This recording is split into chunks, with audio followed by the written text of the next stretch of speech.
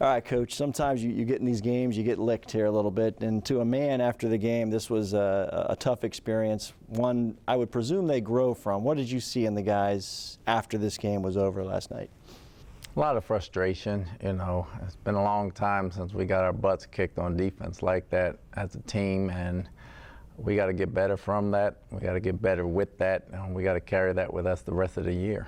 The opponent's one thing, but what do you think went wrong defensively on an individual basis? Because there were matchups that the players kept talking about after the game. It was just man on man, and we just did not. We weren't physical enough, didn't execute. I think everything went wrong. You know, you have one of them days in your life where everything went wrong as a coach, everything went wrong. And this game has a way of humbling you no matter how good you think you are or how high you are. This game will humble you and take you down to a level to where you got to appreciate it and always put in the work. I'm not saying they don't put in the work, because they do. It was just a bad day at the office. And Patrick Mahomes, I imagine when you're just on your couch watching, it's a lot of fun.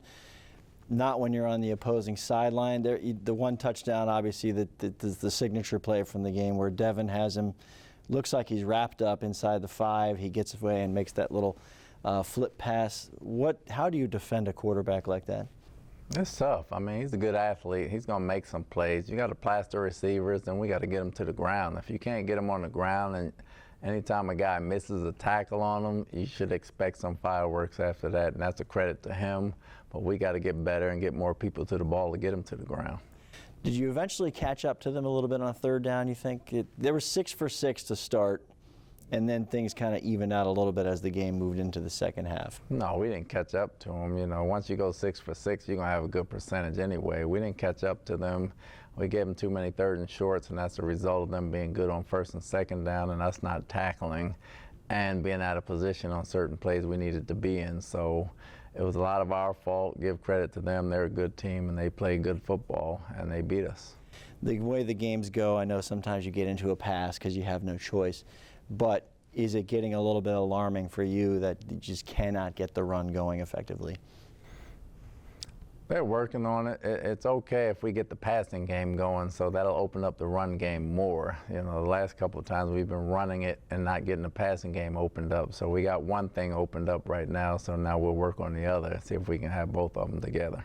And injury-wise, you get guys back. Some guys have different injuries, get nicked up a little bit. Are you seeing a little bit, especially when Mike Evans is on the field, what it can be? Yeah, anytime Mike and Chris are out there, and they're all out there at the same time, the chemistry is there, and it becomes a little more explosive because those guys played and they trust each other out there, and they're great players. So we want to continue to get healthy, but in the meantime, that should not be an excuse for us losing a ball game as well. So other guys have gotten to play now. They understand what our standards got to be, and we got to play better.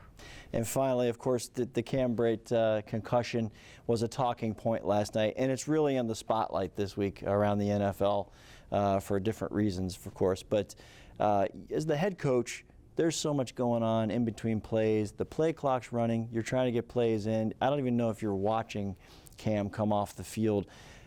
Who catches this sort of thing? And I mean, when you lay out the procedure, who is supposed to catch this, and how is it supposed to be dealt with? Like you mentioned, if the player doesn't complain of a head injury, there's really nothing you can do. The trainers and doctors catch it, and you sit on the sideline. He complained of shoulder discomfort. You know, nobody called in from the office or anything else. He complained of shoulder discomfort, and he just said he needed a minute for his shoulder. Then he went back in. Then at halftime, he had delayed reaction, and he started having symptoms. So then they took him to the protocol, and now that's where he is right now.